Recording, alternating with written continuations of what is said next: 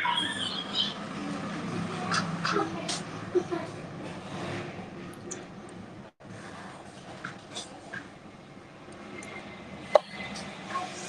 صل على سيدنا محمد الفاتح لما أغلق والخاتم لما سبق ناصر الحق بالحق وهذه إلى صراطك المستقيم وعلى آله حق قدره مقدار العظيم.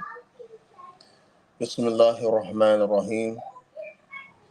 صلى الله على سيدنا محمد وعلى آله وصحبه وسلم تسليما. الحمد لله رب العالمين. أفضل الصلاة وتام تسليما على سيدنا محمد وعلى آله وصحبه أجمعين. ورضي الله تعالى عن أهل السادة التابعين علماء عاملين وأئمة أربعين مجتهدين مقلديهم إلى يوم الدين. أما بعد. Alhamdulillah Rabbil Alameen. Welcome back to Tajdid Sunnah, presenting the Maliki fiqh series with Umdat'l Muta Abideen, given by Imam Muhamad Abdullah Ameen. Those who are watching on Facebook, please like and share the video. Those who are watching on YouTube, please like, share the video, subscribe to the channel if you have not did so already, and hit the notification bell so that when we upload a video or we do a live, that you will get the notification. Today, alhamdulillah rabbil alameen,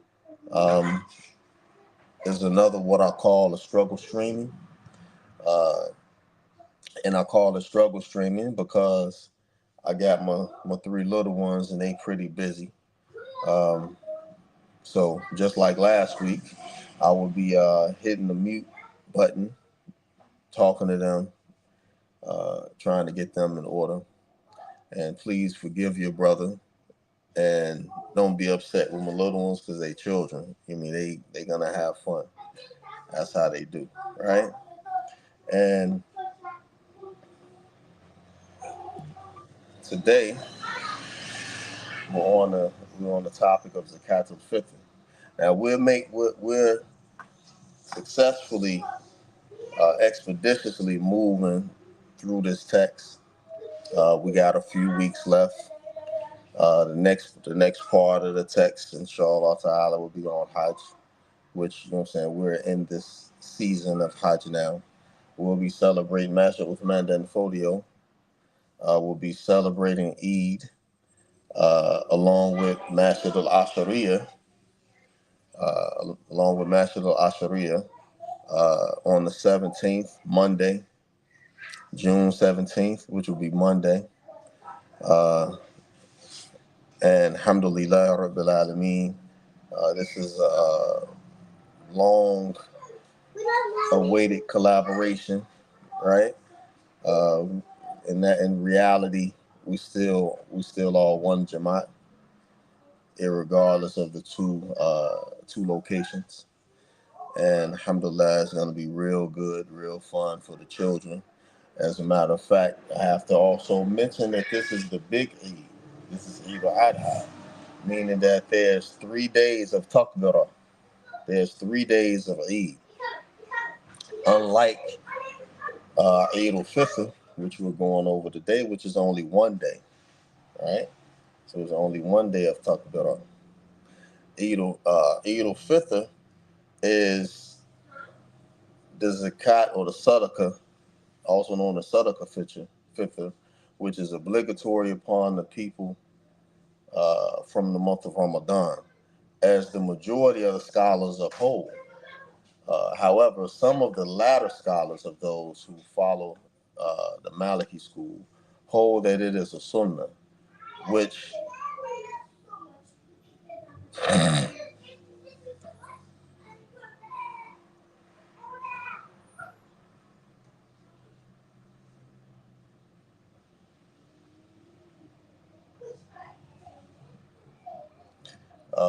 which is also the opinion of the people of Iraq. The time of its obligation is at the setting of the sun of the night of breaking the fast, because it is the time when breaking of the fast of Ramadan begins, right? It is said that the time of its obligation is at the rising of the sun on the day of the Eid, because the night is actually not the time of fasting. The actual breaking of the fast is verified with the eating after after rising of the sun. The first opinion was held, and and to put a side note, this is one of the differences between Eid al-Fitr and Eid al-Adha, right? Eid al-Fitr, you break your fast before you go to the prayer, right? It's, you know what I'm saying, it's the breaking of the fast. You don't eat. However, with Eid al-Adha, you fast and you don't break your fast until after you have performed the Eid prayer and listen to the khutbah and perform the Eid prayer. I mean, listen to perform the Eid prayer and listen to the khutbah, or you break your fast when you make the udhiyah, when you slaughter, right? Whatever animal you're slaughtering. That's the difference. Eid al-Adha, you fast.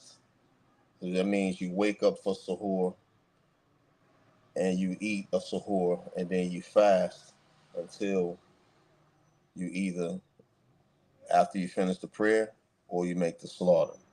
And if you're gonna make the slaughter, then you don't do the uh, acts of tahara. You know, no shaving, no any of that. All right. So to continue, uh, the first opinion was held by Athahari, uh, Imam Ahmed, Ishaq, and Shafi'i, and a newer opinion, and in one of two opinions of Imam Malik. The second opinion was held by Abu Hanifa, al-Layth, and Shafi'i, in the older opinion, and in second of the two opinions, Imam Malik.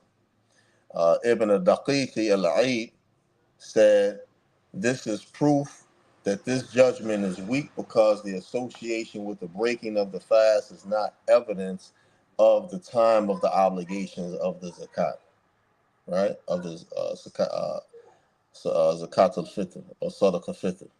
Rather, the decision is based upon the association of the sadaqah fitr with the breaking of the fast from Ramadan. As for the time of his obligation, it is decided from another matter.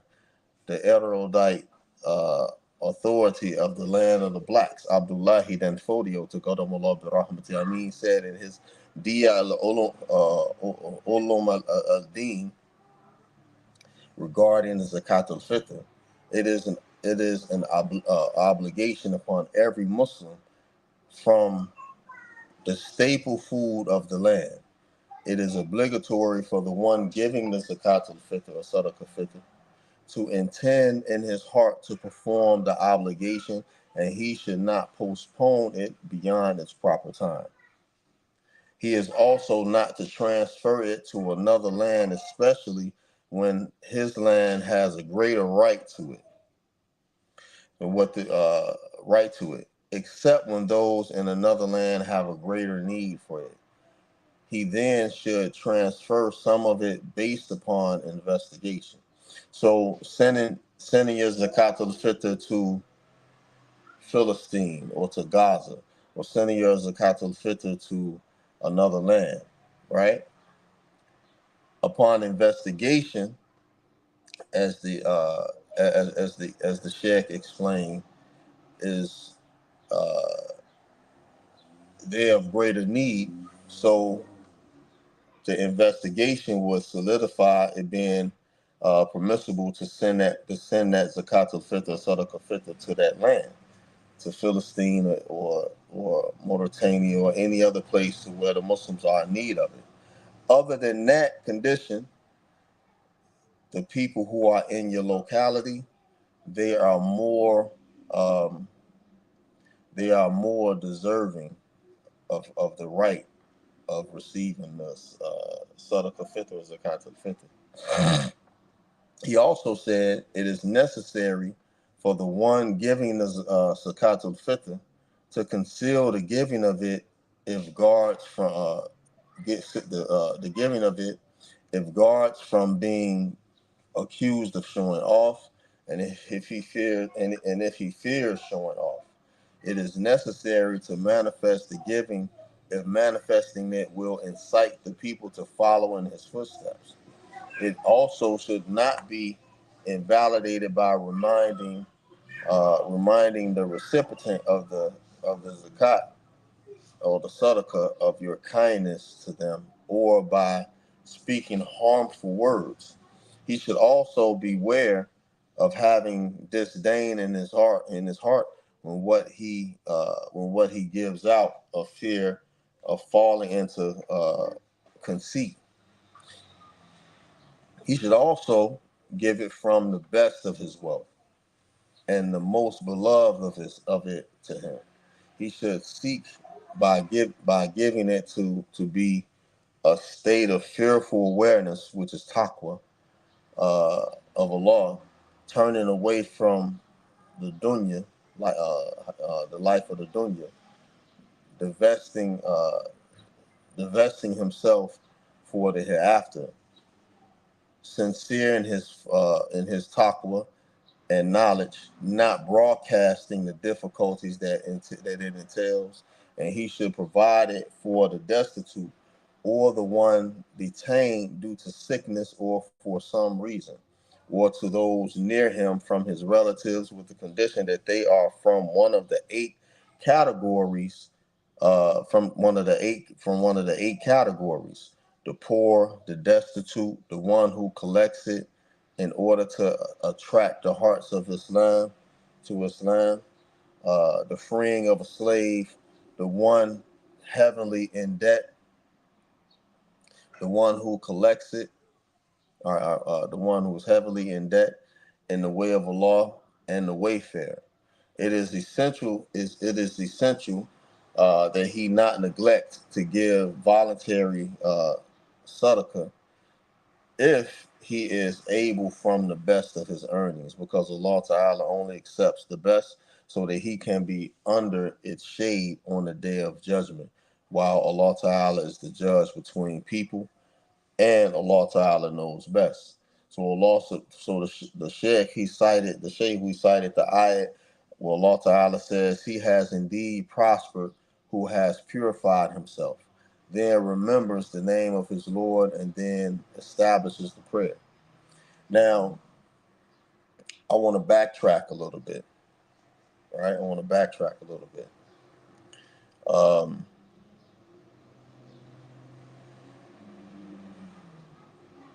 As to the amount of the staple food, the Sheikh, he doesn't get into the amount, right? Because he clarified in the Zakat al-Mal, Zakat al-Mal, the previous chapter, the previous section, about what is to be given. All right. So this ayah is in surah is two ayahs in Surah Al-Ala. The meaning of his words, he has indeed prospered, means succeeded, or he has encountered internal persistence in paradise.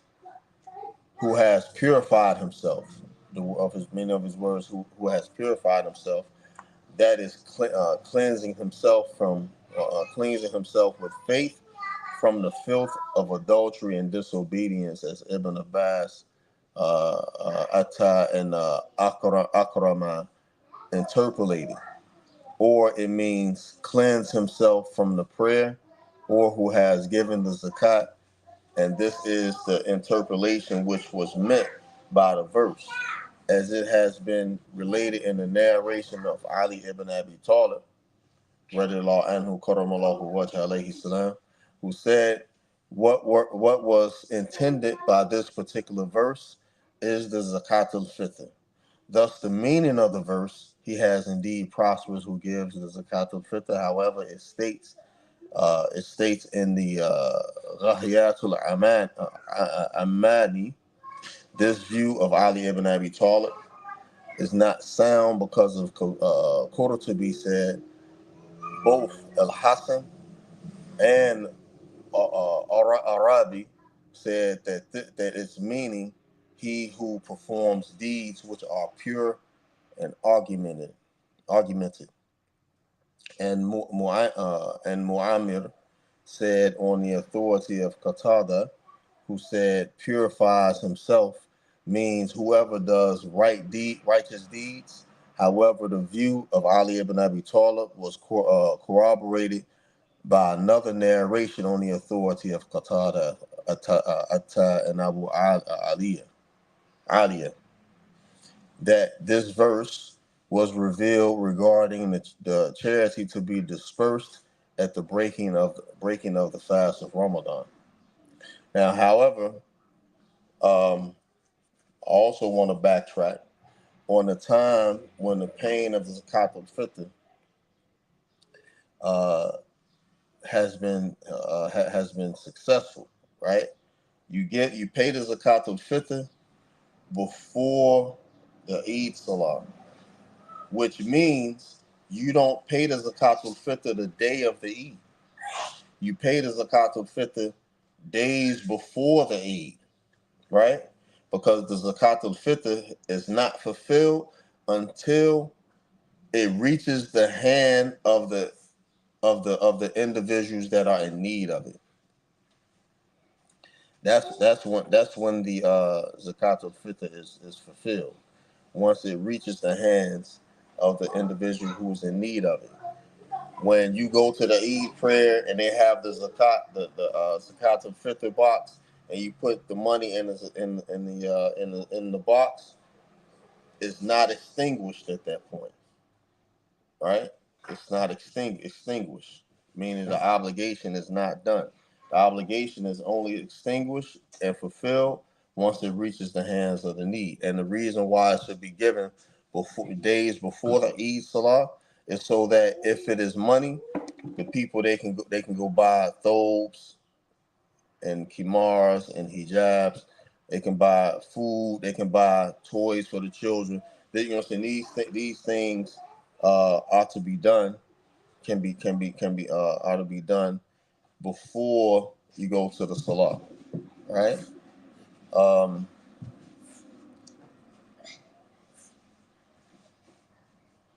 in addition to this, is what was narrated on the authority of Abu Sa'id al-Khudri radiallahu anhu and Ibn Umar radiallahu anhu, that this verse was revealed regarding the charity dispersed at the breaking of the fast and the Eid prayer. This was the same view of Abu Aliyah, who said, verily, the people of Medina do not conceive of a charity more superior to it in giving water to drink. Kathir ibn Abdullah related on the authority of his father, on the authority of his grandfather, on the authority of the Prophet ﷺ, who said regarding his words, he has indeed prospered who has purified himself. That is, he discharges the zakat al-fitr. Then remembers the name of his Lord and then prays. This is the prayer of the Eid. Ibn Abbas and Duhaq said regarding his words, then remember the name of his Lord. That is, he recites the name of his Lord on the road to the place of the Eid. All right, and then praise. That is prayers. That is praise, the Eid prayer. So what is the takbirah that we recite on our way to the Eid prayer? Allahu Akbar, Allahu Akbar, Allahu Akbar, La ilaha illallah, Allahu Akbar, Allahu Akbar, walillahil hamd. And that we're in the first 10 days of the Hijjah. It is it is the order of the Prophet sallallahu alaihi wasallam that this dhikr, this takbirah, that we recite these takbirah throughout the first 10 days of the Hijjah, right? And that, you know, reciting this takbirah throughout the first 10 days of the Hijjah.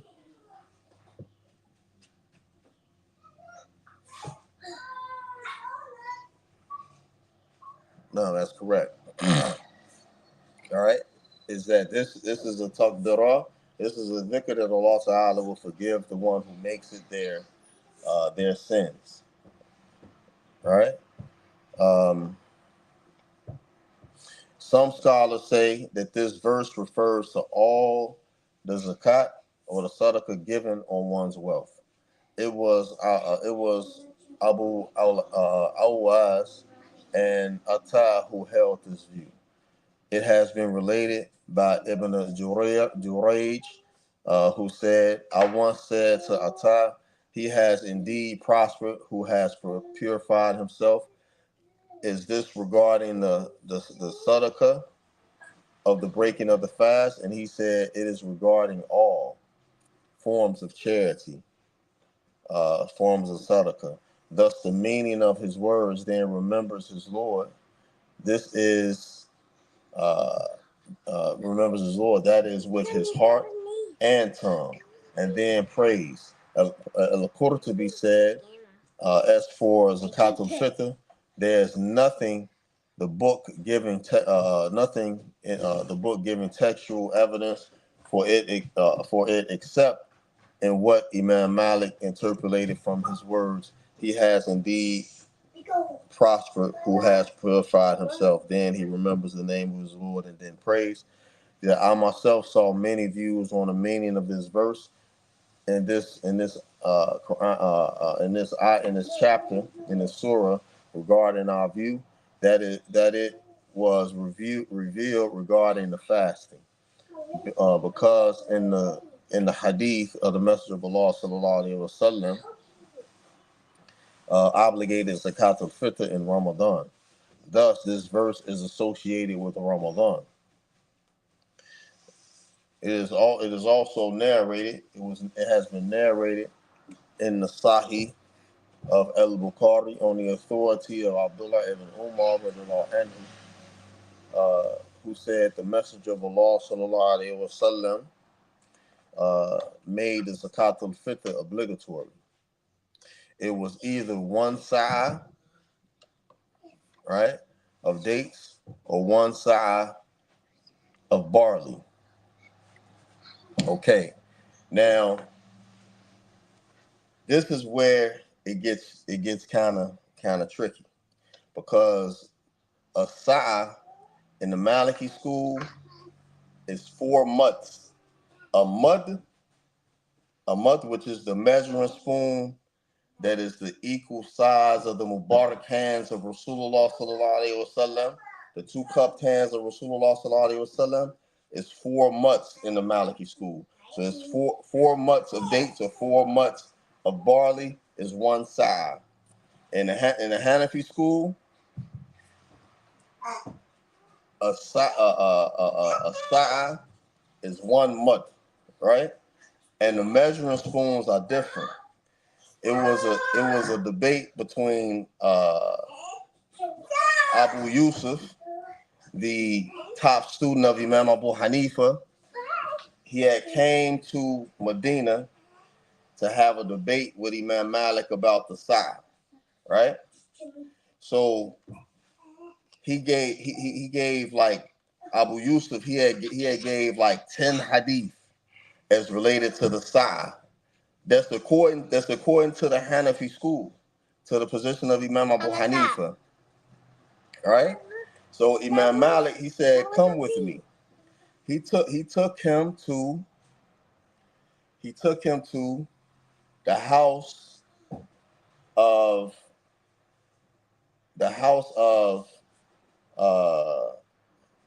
Ibn al-Zuhri, right? One of his teachers.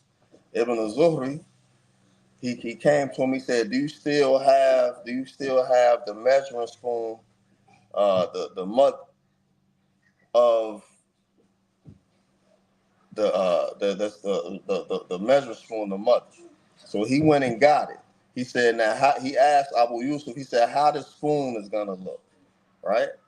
How this mud spoon gonna look? He said, of course it's gonna be smaller because we're in Medina, right? So when Ibn al-Zuhri, when he brought the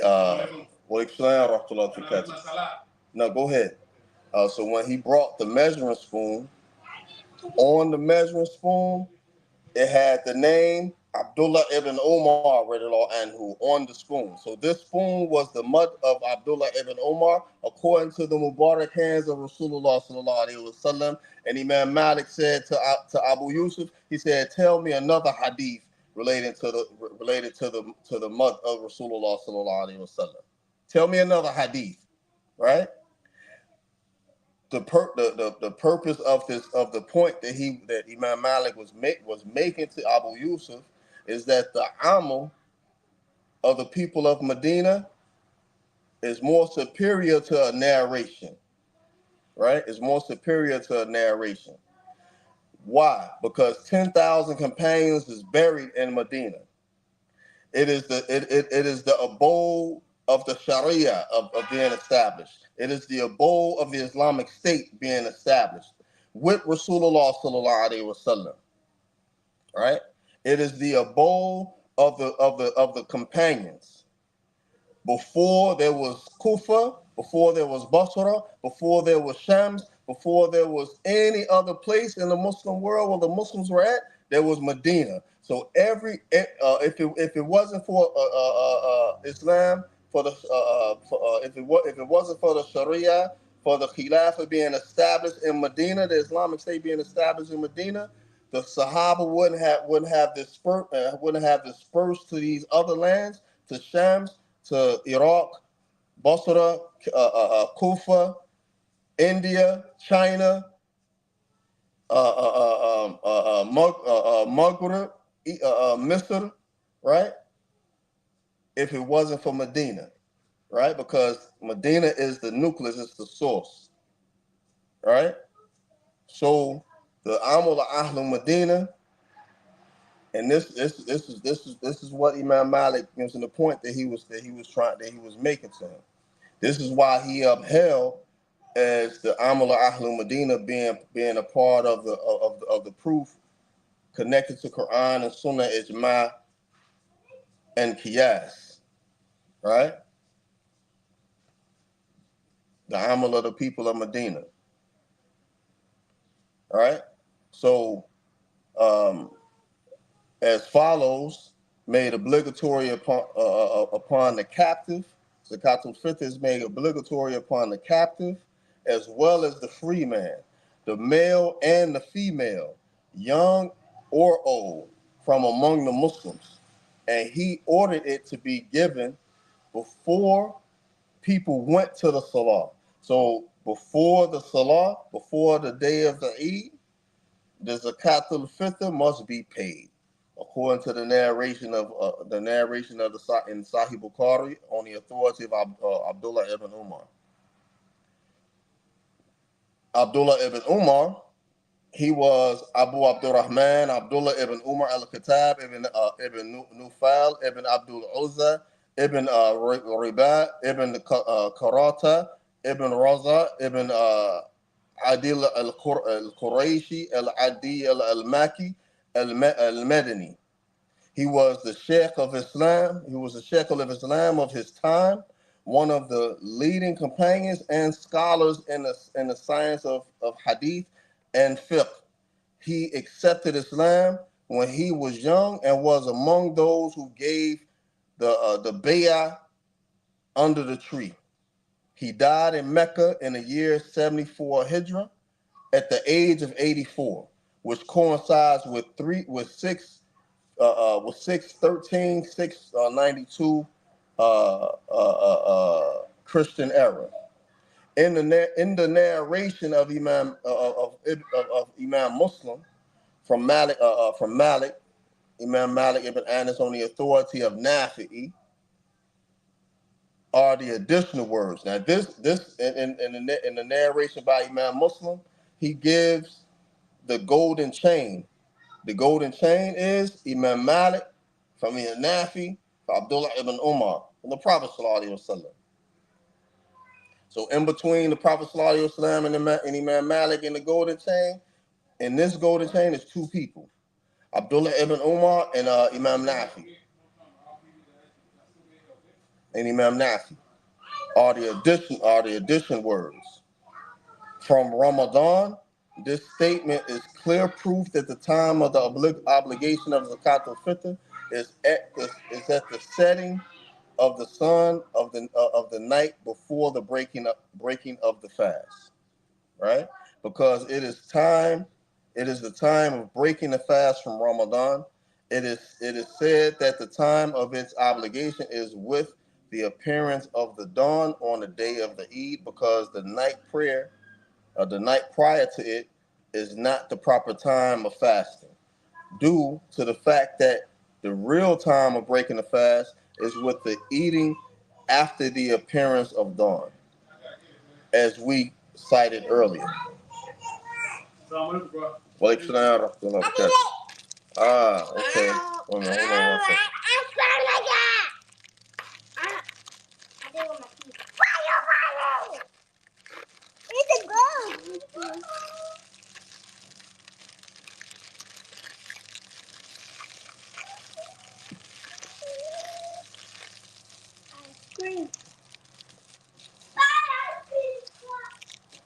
All right. Okay.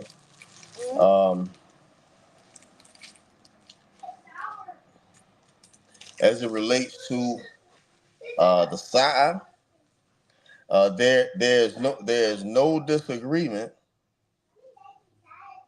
There's no disagreement among the different narrations of this hadith from Ibn Umar regarding restricting it to the two things mentioned, except in what was related by Abu Dawood and Nasa'i and others by way of Abdullah Aziz ibn Abu Dawood on the authority of Abu Dawood, on the authority of Nafi, in whose narration were the additions of Riyah and raisins. As for Riyah, it is a type of grain, right? As it relates to who is made obligatory upon, the apparent expression is that the captive discharges the Sadaqah Fitr or the Zakat al-Fitr himself, but none of the scholars hold this view except Dawood, who said it is obligatory upon the slave's owner to establish for the captive a means by which he can earn a livelihood. Just it is obligatory for him to establish the means by which the captive can pray. However, this view is contrary to his companions and the other scholars. He also relied upon the hadith of Abu Hurairah radiallahu anhu, related by a Muslim, going back to Rasulullah sallallahu alaihi wasallam, who said, "There is no charity obligatory upon the captive except the charity dispensed with the breaking of the fast." And another narration of Imam Muslim states that there is no obligation upon the Muslim regarding his captive or his horse from the charity of breaking the fast. As it relates to the male and the female, the apparent expression that it is an obligation upon every woman, whether she has a husband or not. This was the view of Al-Thawri, Abu Hanifa, and Ibn Mundhir. However, Imam Malik, Imam Shafi, and Imam Al-Layth, Imam Ahmed, and Ishaq obligated to the zakat or the sadaqah upon her husband because it is connected with financial maintenance. In this, they are dispersed perspectives, diverse perspectives, because some say if the man is well-to-do and his wife has a female captive, then it is obligatory upon her to discharge the zakat or sadaqah fitr of breaking fast on her. In contrast to financial maintenance, which is different. The scholars agree that a Muslim is not obligated to discharge the zakat al-fitr on his wife if she is a disbeliever, although he is required to provide for the financial maintenance. Imam Shafi relies in his view on what was related by way of Muhammad ibn Ali al-Bakri al-Bakir in a hadith that is mursal, similar to the hadith of Ibn Umar, which has additional statements from those whom provide livelihood. As it relates to the young or the old, the apparent statement is that the zakat al-fitr is obligatory upon the young. However, the address here is that is to their guardian, for it obligatory upon the guardian to discharge the zakat al-fitr from the wealth of the young, or it is obligatory upon the persons responsible for its financial maintenance. This is the opinion of the majority of the scholars. Muhammad ibn al-Hasan said this refers clearly to the father specifically. If it has no father, then there is no obligation to discharge the zakat al-fitr on it. Now, this Muhammad ibn al-Hasan uh, is more than likely the companion of Imam Abu Hanifa, which the second top student of Imam Abu Hanifa, which also spent 3 years learning from Imam Malik. He also compiled a riwayah of the Muwatta from Imam Malik, which is called the Muwatta of Imam the Muwatta of Imam Muhammad ibn al-Hasan al-Shabani. All right. Uh, Sa'id ibn al-Musa and Hassan al-Basri, rahimullah,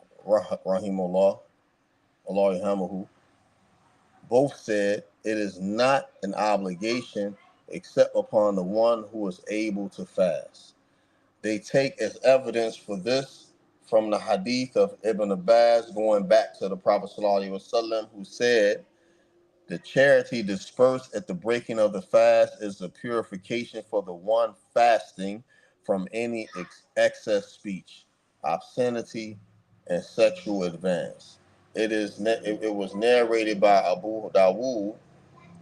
The mention of purification here, of course, excludes the majority because it is also obligatory upon the one who hasn't committed sins, like the one certain in righteousness, or like the one who accepted Islam only a moment before the setting of the sun on the night before the Eid. It has been transmitted by Ibn al-Mundhir that the consensus uphold that it is not an obligation to give the zakat al-fitr upon the fetus in the womb. Imam Ahmed, however, considered it highly recommended and not obligatory, although some of the followers of Imam Ahmed consider it obligatory based upon a narration from him. This was also the opinion of Ibn Hazm, but he conditioned it by the fetus being at least 120 days old from the time the mother first became pregnant with it. However, this contradicts the majority opinion because the pregnancy is not certain and the fetus is not called young either linguistically or by custom. As it relates to uh, the statement from among the Muslims, and he ordered it to be given before the people went to the salat, went to the Eid prayer. This statement gives evidence of the reprehensibility of postponing beyond the time of the prayer. Ibn Hams extracted from this that it was prohibited to postpone the zakat al-fitr beyond that time. Ibn Atim said this means before the people leave for the Eid prayer and after the Fajr prayer or the soup prayer. Ibn Uyayna said in his exegesis of the Quran on the authority of Amr ibn Dinar, on the authority of Akrama, who said a man should send forth his zakat al-fitr on the day of breaking the fast just prior to the Eid prayer, because Allah Ta'ala says he has indeed prospered who has purified himself, then remembers the name of his Lord, and then prays. Ibn Khuzaymah narrated by way of Kathir ibn Abdullah on the authority of his father, on the authority of his grandfather, that the Messenger of Allah sallallahu alaihi wasallam was asked about this ayah, and he said it was revealed regarding the zakat al-fitr. And another narration, it states that Ibn Umar used to give the zakat al-fitr before that by a day or even 2 days. Remember what I said earlier. And this is proof of the permissibility of expediting the zakat al-fitr, of breaking the fast before the actual day of breaking the fast. Right? Shafi'i even permitted it on the first day of Ramadan. Imam Shafi, on the first day of Ramadan, we just started fasting. So you know what I'm saying? It's according to Imam Shafi, it's permitted to pay the zakat al-fitr on the first day of Ramadan, right? And Imam Abu Hanifa said something similar.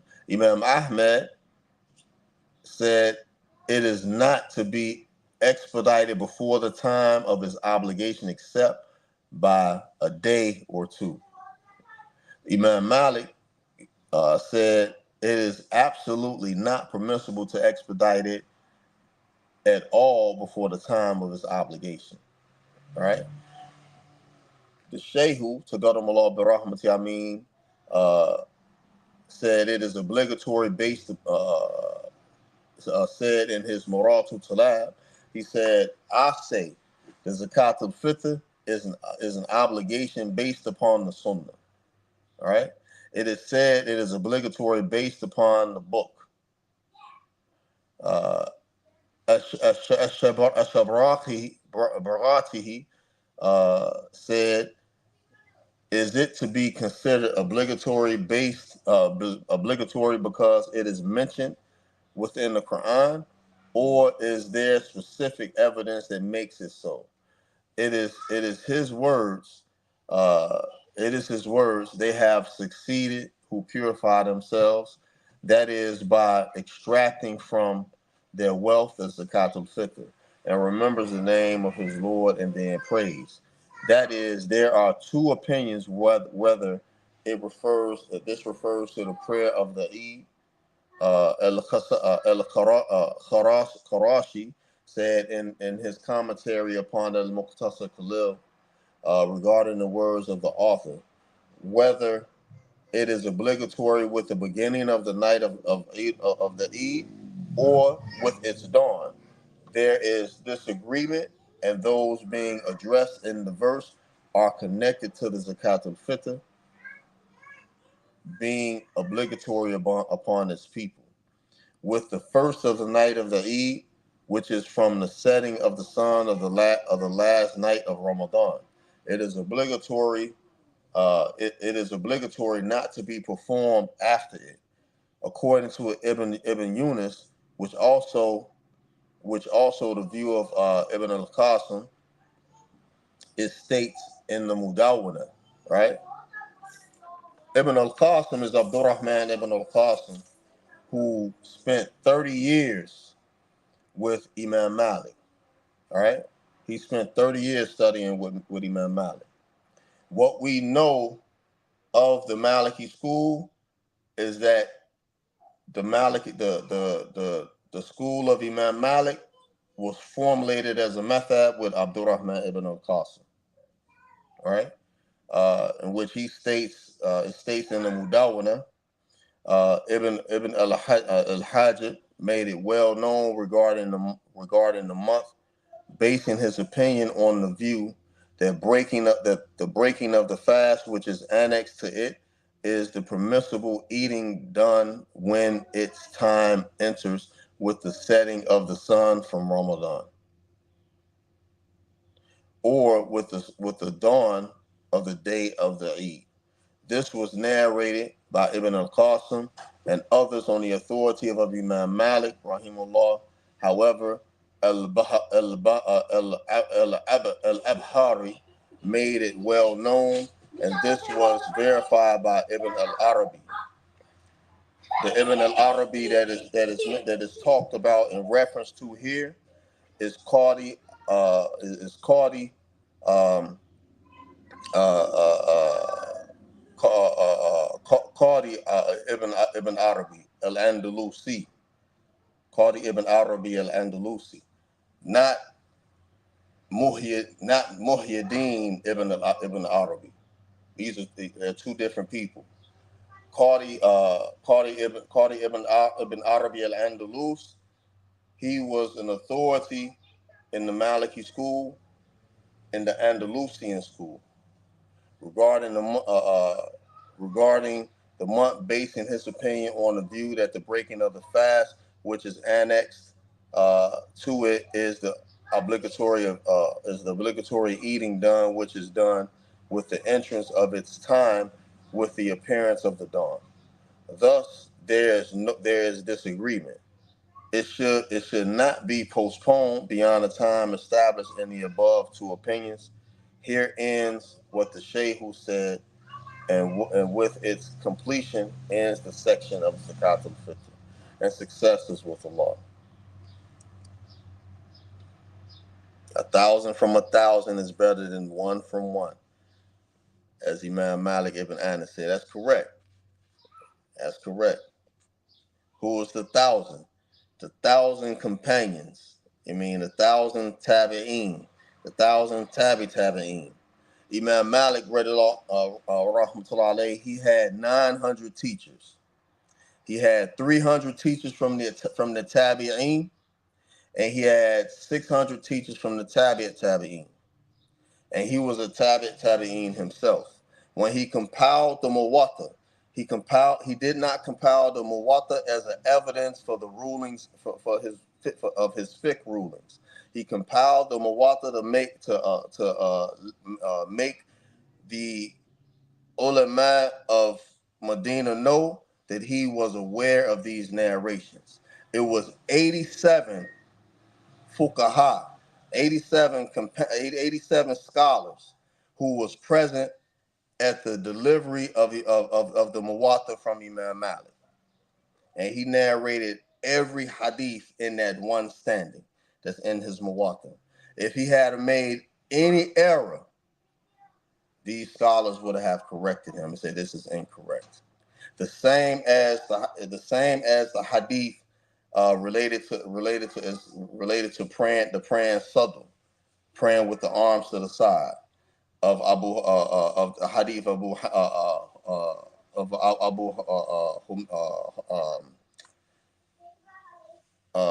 Abu Humayda, right? The hadith of Abu Humayda, right?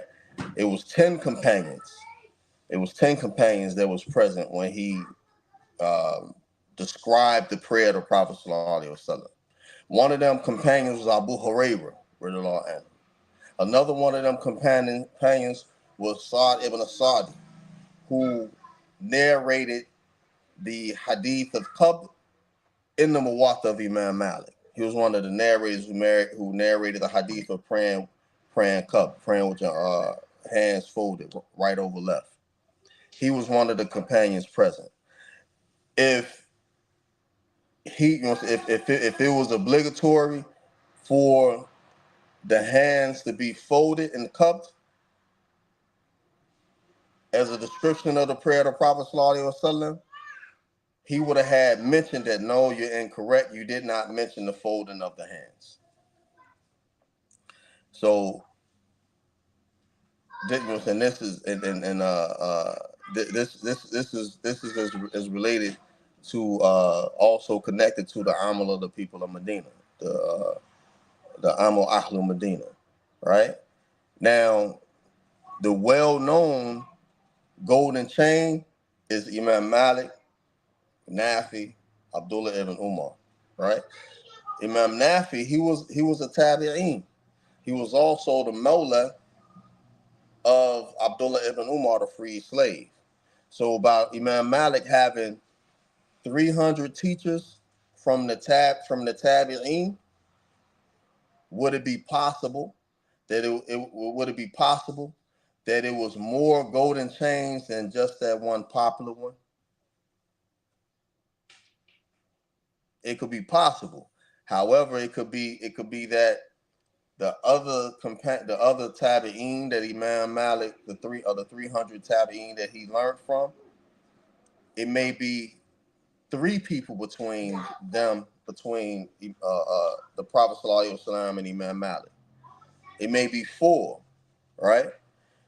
It may be four, but the most solidified of the golden chain is the well-known one. So this completes the this section of Zakatul Fitr, and next week we will go into Siyam, fasting, which, you know what I'm saying, will be some of the things will be mentioned a little bit further in detail in this section. Remember, Subhanaka Allahumma bihamdika ashhadu an la ilaha illa anta astaghfiruka wa atubu ilayk. Subhana rabbika rabbil izzati amma yasifun wa salamun ala mursalin walhamdulillahi rabbil alamin bi rahmatika ya arhamar rahimin wa salatu wassalamu ala rasulil kareem. Ameen. Remember, those who are watching on Facebook who have not liked the video yet, like it. Please like it and share it. Those who are watching on YouTube who have not liked the video yet, please like it.